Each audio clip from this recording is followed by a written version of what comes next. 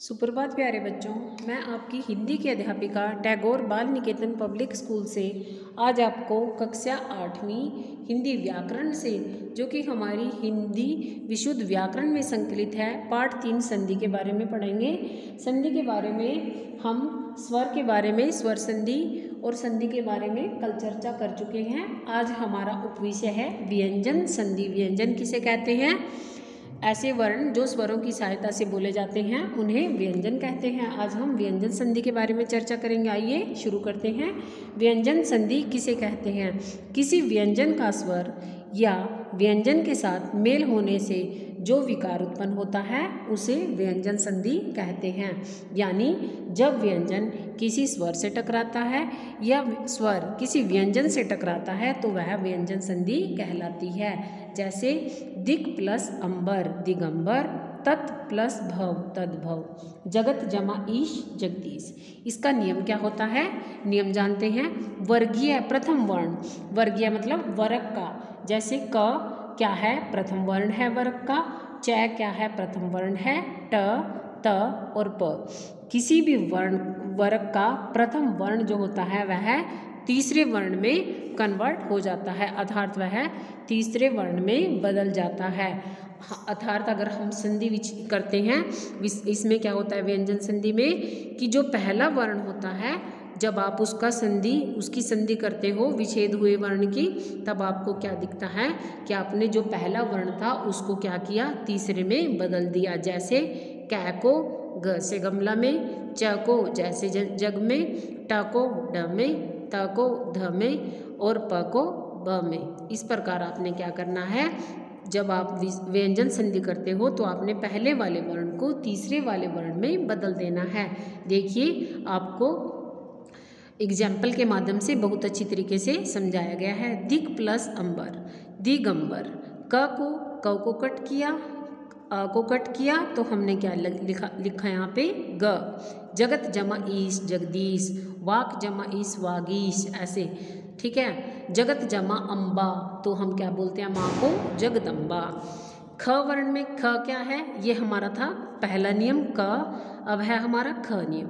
ख नियम में भी यही है, वर्गीय प्रथम वर्ण क च ट त प को हमने तीसरे वर्ण में बदल देना है। देखना, प का तीसरा वर्ण क्या है? प, फ, ब।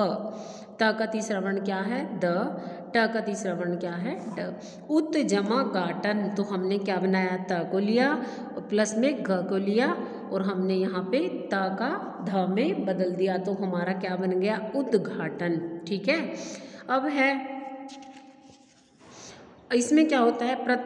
घ, इसमें देखिए जो आपको घ नियम बताया गया है, वर्गीय प्रथम वर्ण क च ट त प, अंतस्थ व्यंजन। अंतस्थ व्यंजन के बारे में हम पढ़ चुके हैं।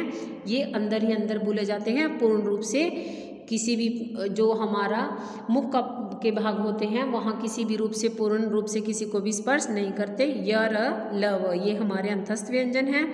वर्गीय प्रथम वर्ण को वर्गीय तीसरे वर्ण में, पहले नियम में भी आपको यही बोला गया है, दूसरे नियम में भी और तीसरे नियम में भी आपको यही बोला गया है। आगे है हमारा दूसरा नियम, वर्गीय प्रथम वर्ग को पंचम वर्ण में हम बदल देते हैं। आइए जानते हैं कैसे बदल देते हैं। वर्गीय प्रथम वर्ण क च ट त प। ठीक है। अब हमारा पांचवा कौन सा है? क का लास्ट होता है, च का भी लास्ट होता है, क न, च न, ट ण खाली, त का न होता है और प का म होता है। इस प्रकार हमने इनको देखना, आपकी बुक में एग्जाम्पल के माध्यम से आपको समझाया गया है। वाक जमा मैं तो हम क्या लिखेंगे? वाग में।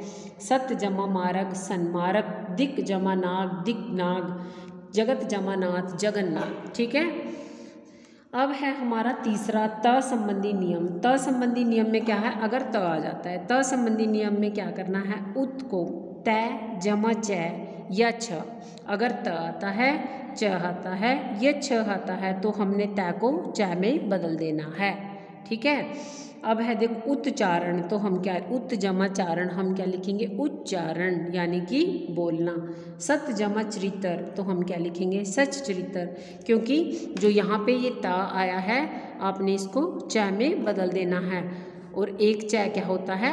आधा रह जाता है और एक च पूरा हो जाता है। दूसरे नियम में भी आपको ऐसे ही बताया गया है। सत जम जन तो हम क्या लिखेंगे सज्जन। जगत जम जननी तो हम क्या लिखेंगे जग जननी। पहले वाला वर्ण हाफ और दूसरे वाला वर्ण पूरा।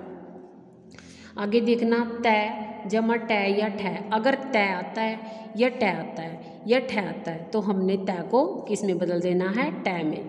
ठीक है, जैसे हमने पहले तय को च में बदला था, अब हम तय को टय में बदल रहे हैं। तत् जमा टंकार तो यहाँ पे ये हाफ टय, ठीक है, और ये पूरा तट टंकार।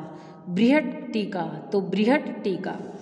आगे है तय जमा ड या ड आए तो हम इस ता को ड में बदल देते हैं। उत्डयन तो हम क्या लिखेंगे उड्डयन। ठीक है, अब है हमारा चौथा नियम मैं संबंधी नियम। मैं संबंधी नियम में आपको क्या बताया गया है, मैं जमा स्पर्श व्यंजन। स्पर्श व्यंजन जो जिह्वा को छूते हैं, ठीक है, स्पर्श करते हैं। का जमा म तक, क से म तक होते हैं ये म अनुस्वार। ठीक है, जो म है उसका प्रयोग हम अनुस्वार यानी बिंदु के रूप में करते हैं। संकल्प सम जमा कल्प तो हमने इस म को क्या किया, जो मैं व्यंजन है उसका प्रयोग आपने बिंदु के रूप में करना है। तो यह आपका क्या बन जाता है म व्यंजन। ठीक है, अब है आपका सम जमा योग तो हमारा क्या बन जाता है संयोग। सम जमा रचना तो हमारा क्या बनता है बच्चों संरचना। सम जमा हार समहार। अब है हमारा कोई स्वर। अगर कोई स्वर आ जाता है इसके बारे में हम अपनी अगली वीडियो में डिस्कस करेंगे। घर पर रहें, सुरक्षित रहें। धन्यवाद प्यारे बच्चों।